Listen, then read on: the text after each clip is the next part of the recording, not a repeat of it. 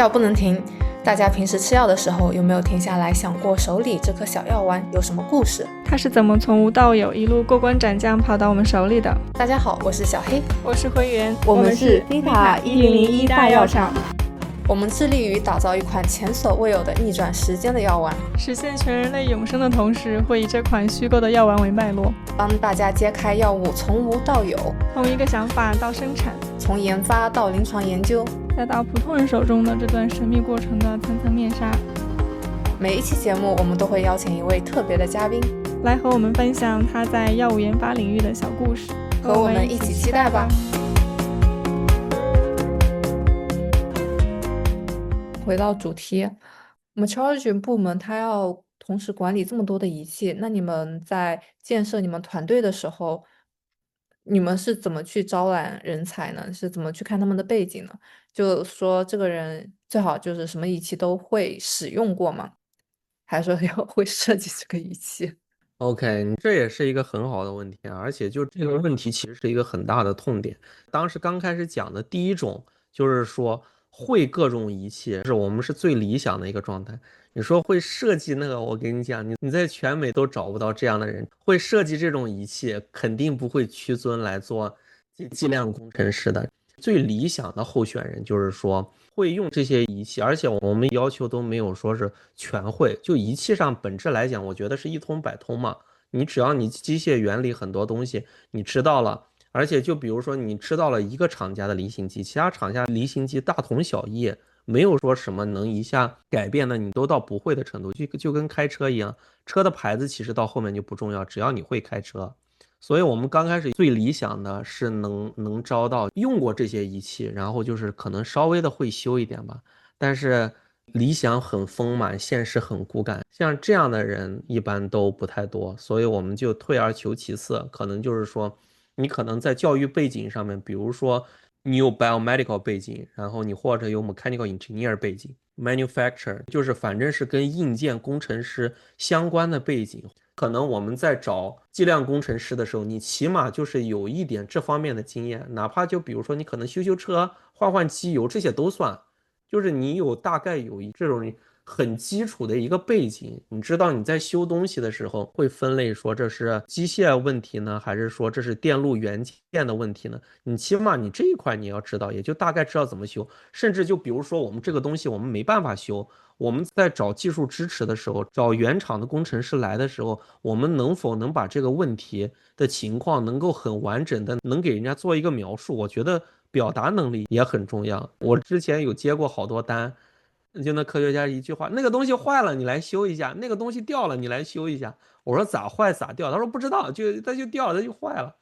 我说哎呦我的老天爷！就是有些时候我感觉我就知道你得有耐心，你就像你做客服一样。然后人家就会有那种很奇奇怪怪的一些问题，你要学会很耐心的循循诱导的，然后得到你想要的答案，你之后你就知道怎么修了。所以就是这个岗位的话，我觉得你首先仪器你能用过，然后会修一点，这是T0。T1的话，你起码有一些背景的知识，然后就是哪怕没有接触过这些仪器，但是你有很基础的一个概念，然后以及有耐心，再一个你表达能力 OK 吧。再其次，我觉得就是对于我团队里边，我觉得最重要的一点是你会想要一直去学习，而且永远保持一颗好奇心吧，就是不把它作为一个朝九晚五的一个工作，更多的是会希望说你确实能学到东西，而且愿意成长。我说的不仅仅是计量工程，就是在各个方面，我觉得可能说大一点，人生的道路上呀，你遇到什么迷茫呀，你有什么想法，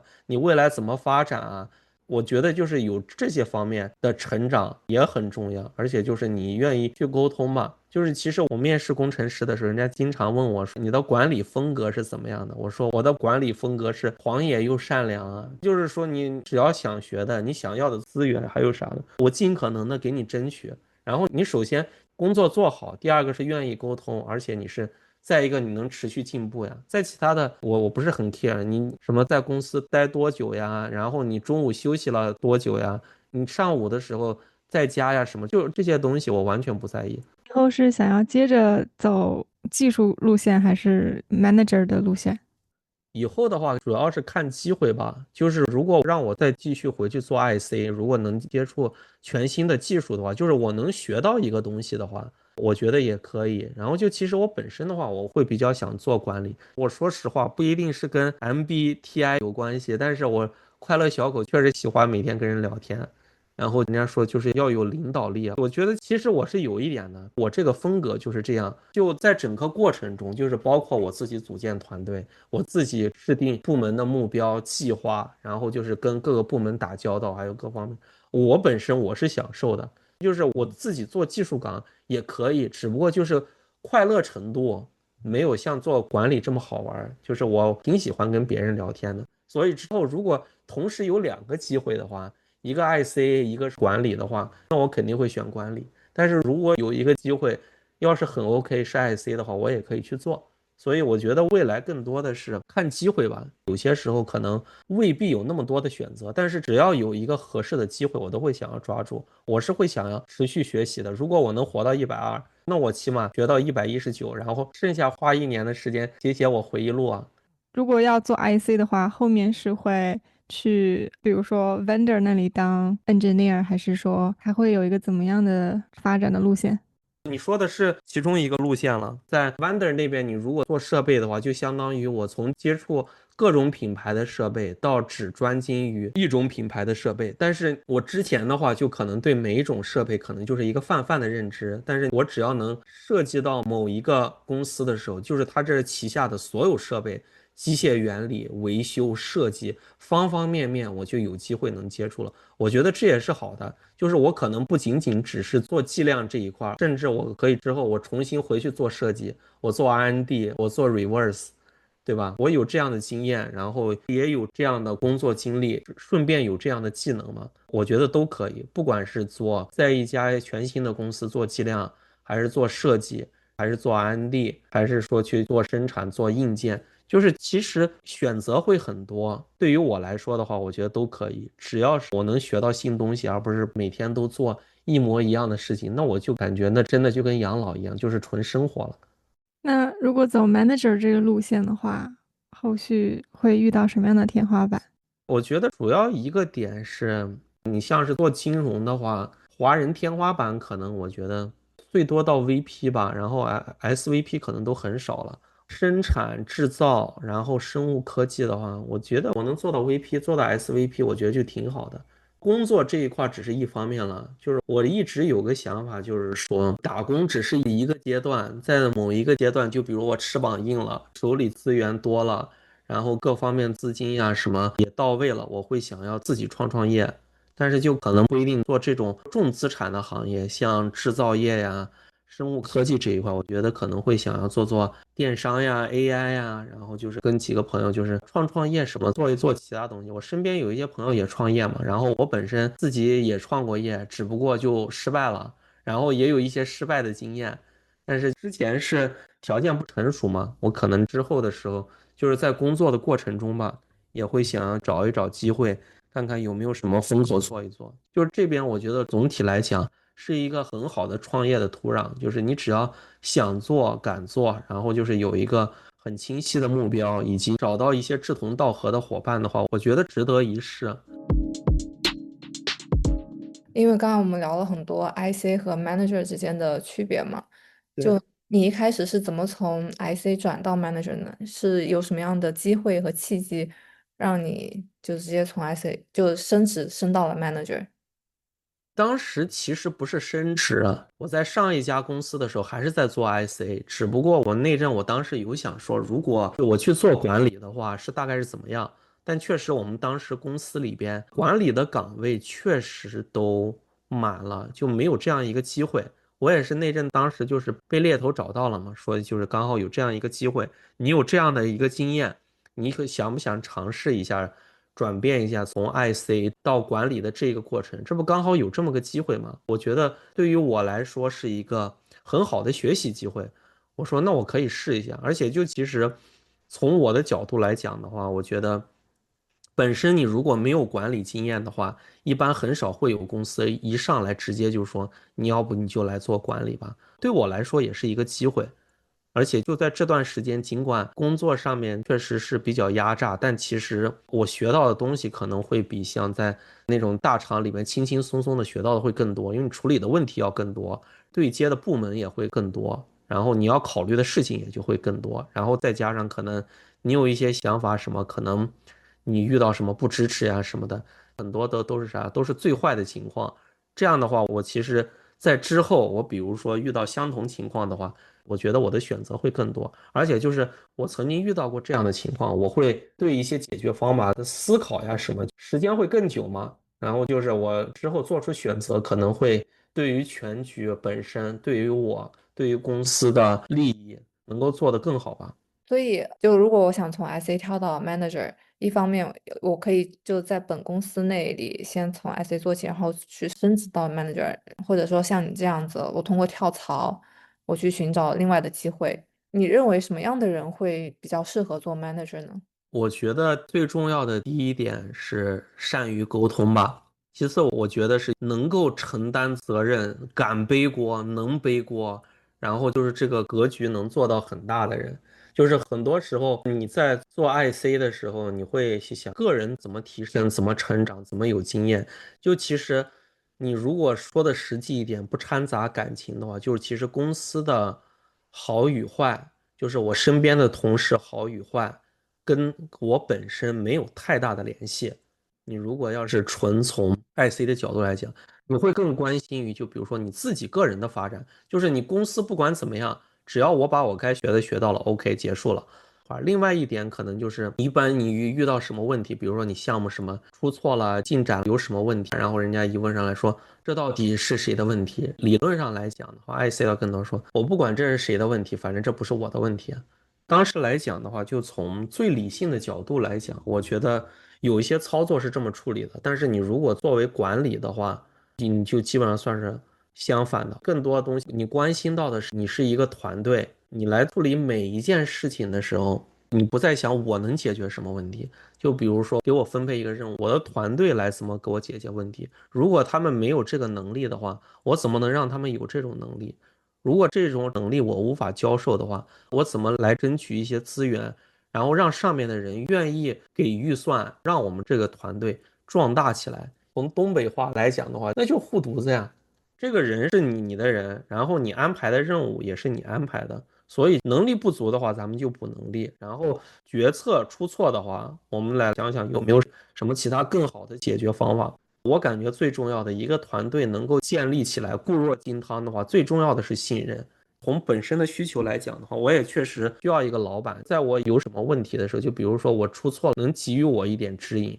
（mentorship），指导我怎么做，以及就是在必要的时候给予我鼓励，所以我就会愿意全身心的。其实往往我们会遇到一些情况，就是说公司的利益跟团队的利益有些时候未必能一致。理想的说尽可能一致，但有些时候就是不一致。那么怎么办呢？在这一刻的时候，我会希望把团队的利益放到第一位。就是其实我们一起工作，说实话，除过你的家人之外，一天24个小时，我们起码要见8到9个小时。真的，我们这个团队真的就很稳定，我们要见那么久。本质上来讲，我们的利益算是一致的。再其次的话，我更多的事情可能不仅仅只是做同事了。我之前的时候，包括我身边一些朋友给我讲说，完全没必要跟同事的关系处成朋友，你只是来挣米的，你不是来交朋友的。我觉得从理性角度来讲没错了，但其实我觉得你把角度放长远一点，现在你跟你是一个团队的人，未必你这辈子都在一个团队里面。就是啥，此一时彼一时，30年河东，30年河西。今天我是你的经理，明天你在其他公司里边做总监，我还得 LinkedIn 上问一下，我说，哎呀，Tiffany、Amanda，对吧？我感觉你们公司有个职位挺好的，你给我 refer 一下呗。我觉得刚开始能够给予的帮助以及做的所有事情，等于是在给我未来，说到头还是在给我未来铺路。所以我就说，从现在开始，我就希望说，不一定是同事吧，起码我这个团队里边的人，我希望是大家就能相处的很融洽。你刚刚提到了团队利益和公司利益，一般来说，团队利益和公司利益是哪方面的利益冲突呢？我可以举一个简单的例子，比如说你今年的话有一些培训费啊是什么的，你这些相当于是培训你自己团队的能力的这些预算。我如果想说就是增加一下我们团队的有一些人的能力，其实当时面试的时候有几个人都给我讲了，就包括已经在我来之前的时候就在这个部门的有一个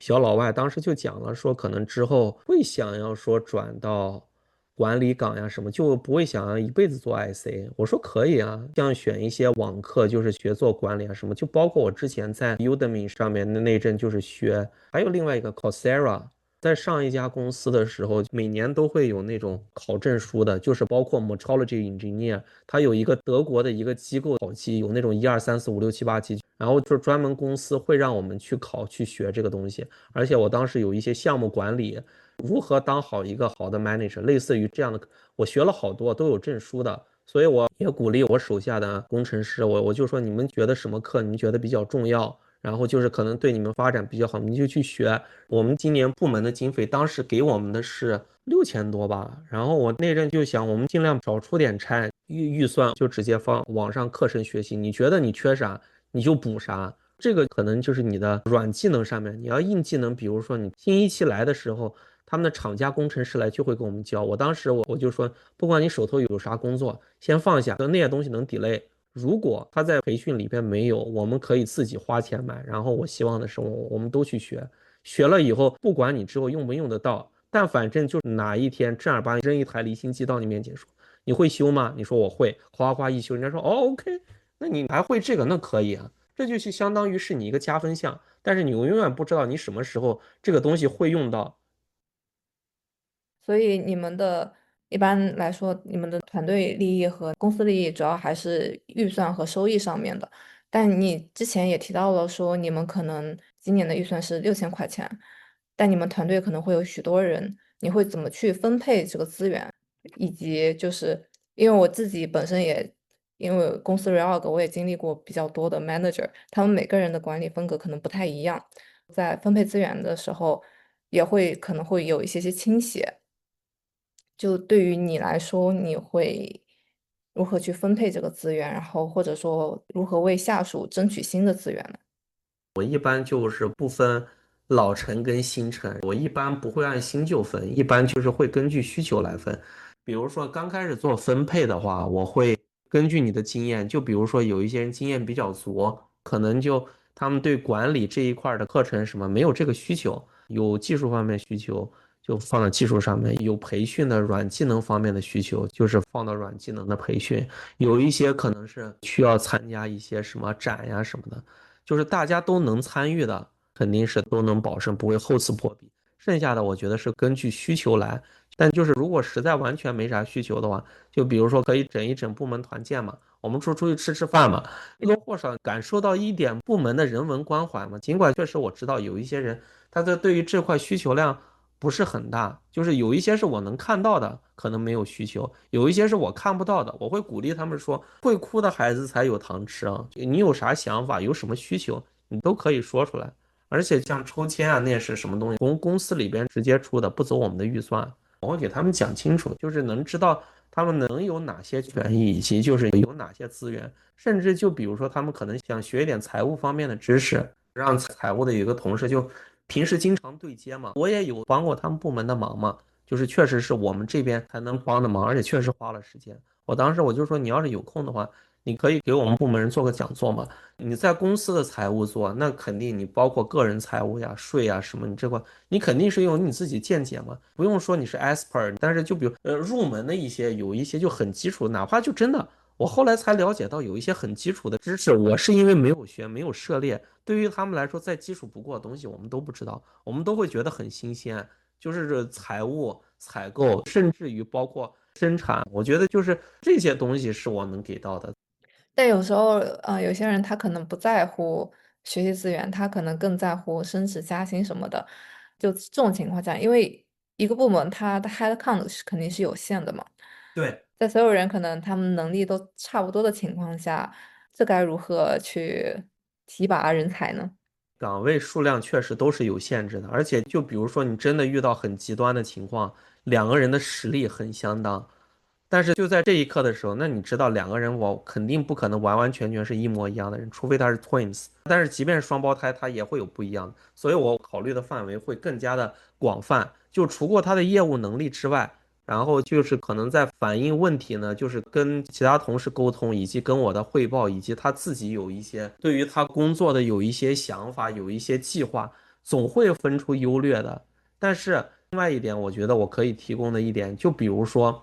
你可能就只是做技术岗的话，技术岗的话，其实你没有限制，你的年份是什么？你的能力够了，你可以直接就是升级的。我们一般是把那个就是 IC 就说成 P 嘛，有 P 等级，从13开始，你可以一路往上升。你只要我觉得你的能力各方面够了，你只是纯升级的话，我觉得是可以升的。这个方面是没有数量限制的。但比如说像你刚刚讲的，如果两个人之前都是做技术岗，然后突然说，哎呀，我想感受一下被权力腐蚀的感觉，就是说想当管理啊什么的，但是确实可能只能提拔一个主管。从我的角度来讲的话，你做管理这一块，你未必你的技术要做的特别厉害，你重要的是能跟其他部门沟通，上下级沟通要顺畅，你能够就是在其他部门对你有需求的时候，按最好的选择来解决问题，而且你判断事情要比较果断。其次，你能把整个团队能带起来。我觉得如果他们两个人的业务能力都相当的，我会给他建议说，看看其他部门，如果刚好空出来管理岗的话，我会去想办法帮你力荐到那边。我能做到的就是这一点，但如果就比如说一定要二选一选一个的话，我会尽可能的选六边形战士。如果实在大家都没有六边形的话，跟谁聊得来选谁了。我觉得只要是能在我手底下能待这么久的，我觉得能力各方面是没问题的，而且我是尽可能希望我团队里边的人不要走的，尽可能的想一个办法留在我的部门。所以从我的角度来讲的话，我一直觉得能把人才留下来，这一点也非常重要。有一件事情我不知道你们知不知道，CIO 的 turnover rate 基本上是85%到90%以上啊，就是经常能看到有人来有人走，有人来有人走，然后要么整个部门人消失了，然后又全新的换了一个部门，然后人来了以后什么都不知道，连啥情况都不知道，这战斗力还不如以前。那我说实话，我觉得他们之前的领导跟管理非常一般啊。我的部门我不会想这种情况发生的。我觉得信任、尊重很重要。还有一个问题就是说，你可能手上会有很多项目嘛，但项目也有好坏之分。这个时候，你一般会怎么去分配这个项目？你可能会说，啊，这个员工他能力大，那我把好项目分配给他。但也有些情况下，就比如你前面有提到说，你跟团队的关系可能都会比较好，在这种嗯。情况下，它同时也会是一个阻碍啊，就是可能就是你跟这个人关系特别好的时候，他可能觉得你不把一个好的项目给他的话，会不会造成什么影响？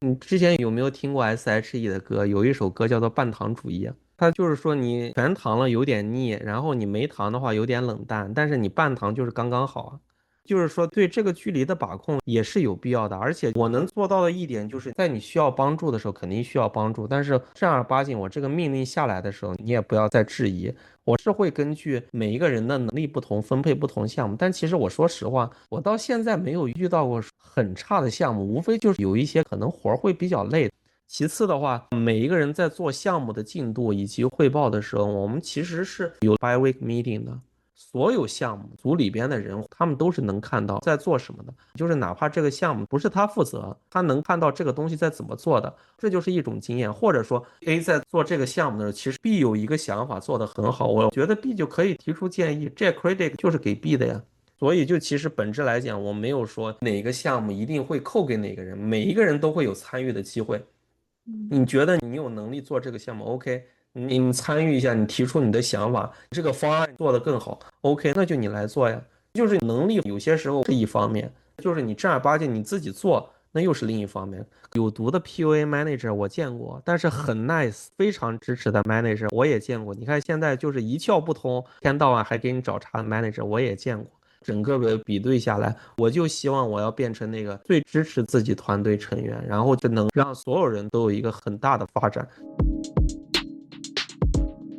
你会一直想留在 metrology 这个领域吗？如果要是一直留在这个领域的话，对于想要进入这个领域的年轻人会有什么建议？我建议你年轻人尽量不要进入这个行业。针对有身份问题的话，我建议不要，因为就是需要做的事情很多，你需要学的东西很多。但是你就比如说有一些公司啊什么，他如果要通过一些身份罚你的话，你就会很难受，这样就会影响你的发展。就比如说你可能你做一个决策是能让你有一个5年的发展计划，但是你可能为了说适应目前的公司的一个需求或者怎样，你就进行一个压缩，有一种揠苗助长的感觉。你可能2到3年你就可以是一个工作机器了。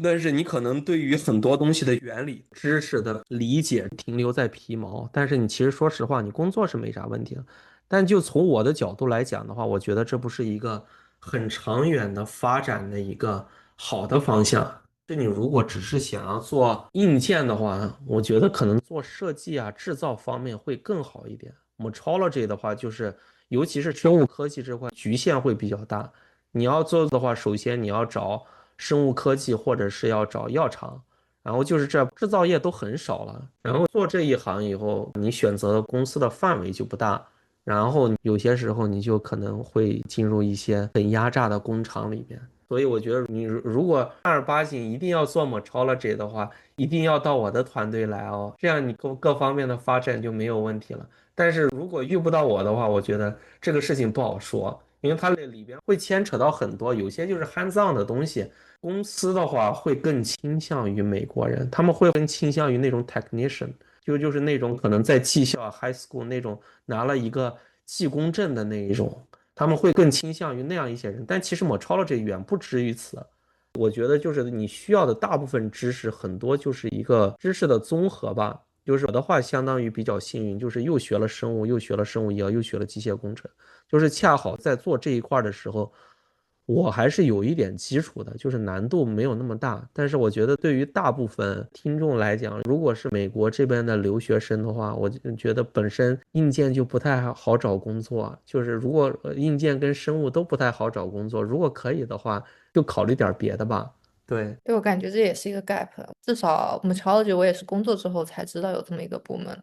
然后就比如说你说会使用这个仪器吧，大部分人他一般就是 scientist 嘛，他肯定毕业之后去找的工作，他肯定不会说是去往硬件这方面去靠，那找工作对肯定还是去找一些研究机构，然后继续做 对 bench work，对，他不会往这方面去想的。然后原本他是做设计的这个方面的人来说的话，可能也不会去说我想去做维修啊。对对，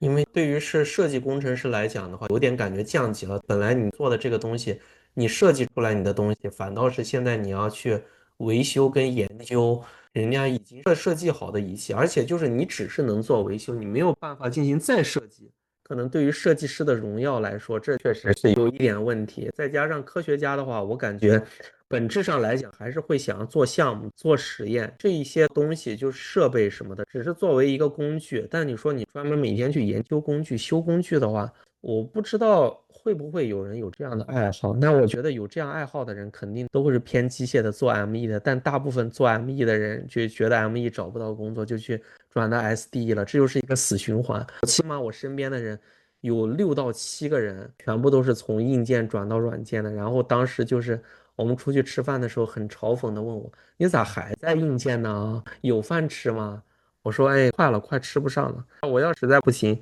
我也不考虑发际线了，我就转软件算了。”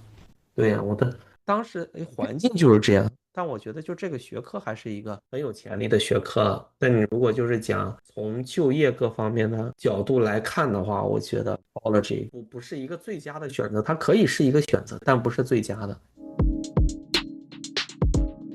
我们有最后一个环节 case study。如果我们的长生不老药是 DNA 或者是蛋白类产品，我们想要扩大生产规模，你会建议在哪些环节做自动化设计工作站？哪些生产环节会比较耗时间？你会如何去优化生产线的人员配置，来平衡它的成本跟效率？我觉得如果要是 DNA 或者蛋白类产品的话，我觉得自动化可以放在几个点。第一个是高通量的筛选，再一个是纯化，再一个是质量检测环节，我觉得是可以做自动化的。然后最好的就是把重复性的操作就给自动化，就比如说液体处理呀、培养呀、